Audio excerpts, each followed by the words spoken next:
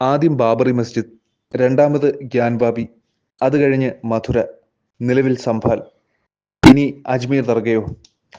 അജ്മീർ ദർഗ നിർമ്മിച്ചത് ശിവക്ഷേത്രം പൊളിച്ചാണെന്ന വാദമാണ് ഉയർന്നത്. മുൻപ് സംഘട് മോചൻ മഹാദേവ ക്ഷേത്രമാണ് അതിന്റെ പേരെന്നാണ് ഉയർത്തുന്ന വാദം.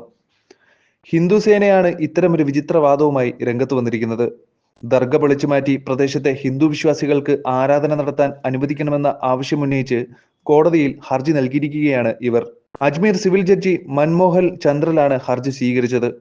തുടർന്ന് ദർഗാ കമ്മിറ്റിക്കും കേന്ദ്ര ന്യൂനപക്ഷ മന്ത്രാലയത്തിനും ആർക്കിയോളജി സർവേ ഓഫ് ഇന്ത്യക്കും രാജസ്ഥാൻ സർക്കാരിനും നോട്ടീസ് അയച്ചു.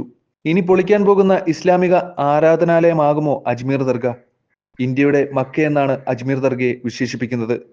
ഇന്ത്യയുടെ മതേതരത്വത്തിന്റെ ചിഹ്നം കൂടിയാണ് അജ്മീർ. സൂഫി പാരമ്പര്യത്തിന്റെയും സംസ്കാരത്തിന്റെയും നാനാത്വത്തിൽ ഏകത്വത്തിന്റെയും ഒക്കെ പ്രതീകമായാണ് അജ്മീർ ദർഗ അറിയപ്പെടുന്നത്.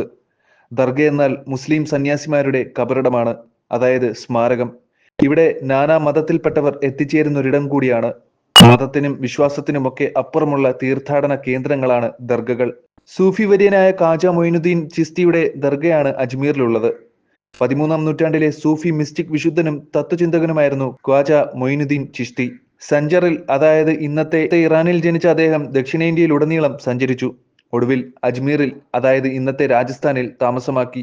അവിടെ അദ്ദേഹം 1236-ൽ അന്തരിച്ചു. 1332-ൽ ദില്ലി സുൽത്താൻ മുഹമ്മദ് ബിൻ തുഗ്ലക് ഒരു ദർഗ നിർമ്മിച്ചു. നിരവധി ഭരണാധികാരികൾ ചേർന്നാണ് ഈ ദർഗ വിപുലീകരിച്ചത്. റജബ് മാസത്തിലാണ് 10 ലക്ഷത്തോളം ആളുകൾ പങ്കെടുക്കുന്ന ലോകത്തിലെ വിവിധ ഭാഗങ്ങളിൽ നിന്നും ആളുകൾ എത്തിച്ചേരുന്ന അജ്മീറിലെ ഉറൂസ് നടക്കുന്നത്. ഇന്ത്യയുടെ പ്രധാന ആഘോഷങ്ങളിൽ ഒന്നാണ് അജ്മീറിലെ ഉറൂസ്. നമ്മുടെ സംസ്കാരത്തിന്റെ, മതനിരപേക്ഷയുടെ ചിഹ്നം കൂടിയായ ഈ ദർഗകളെയാണ് ശിവക്ഷേത്രം നിലനിന്നിരുന്നുവെന്ന് അവകാശപ്പെട്ട് പൊളിച്ചു മാറ്റാൻ കോടതിയിൽ ഹർജി നൽകിയിരിക്കുന്നത്.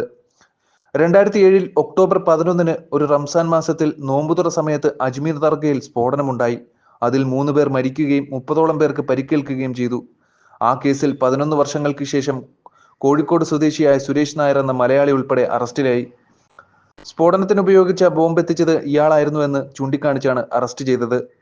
ജന്മം കൊണ്ട് മലയാളിയായ സുരേഷ് ഗുജറാത്തിലാണ് വളർന്നത്. RSSൽ ചേർന്ന സുരേഷ് ഗുജറാത്തിലെ ഖേഡ ജില്ലയിലെ RSS കാര്യവാഹകനായി. അച്ഛന്റെ മരണശേഷം സുരേഷ് അമ്മയ്ക്കൊപ്പം ഗുജറാത്തിലെ വഡോദരയിലേക്ക് താമസം മാറുകയും ഗുജറാത്തിലെ ആനന്ദ് ജില്ലയിലെ സരസ്വതി മന്ദിറിൽ അധ്യാപകനുമായി. ഇതിനിടയിലാണ് തീവ്രവാദ പ്രവർത്തനങ്ങളുടെ ഭാഗമായി സുരേഷ് മാറിയതെന്നാണ് ഗുജറാത്ത് പോലീസ് പറയുന്നത്. ഈ സ്ഫോടനത്തെക്കുറിച്ച് ആദ്യം അന്വേഷിച്ച രാജസ്ഥാൻ ഭീകരവിരുദ്ധ സേനയുടെ പ്രാഥമിക നിഗമനം ഈ കൃത്യത്തിന് പിന്നിൽ ഹർക്കാത്തുൽ ജിഹാദി ഇസ്ലാമി എന്ന മുസ്ലിം ജിഹാദി സംഘടന ആണെന്നായിരുന്നു. പിന്നീട് CBI അന്വേഷിച്ചപ്പോഴാണ് ഇതിനു പിന്നിൽ ഹിന്ദു ഭീകര സംഘടനകളാണെന്ന് കണ്ടെത്തിയത്.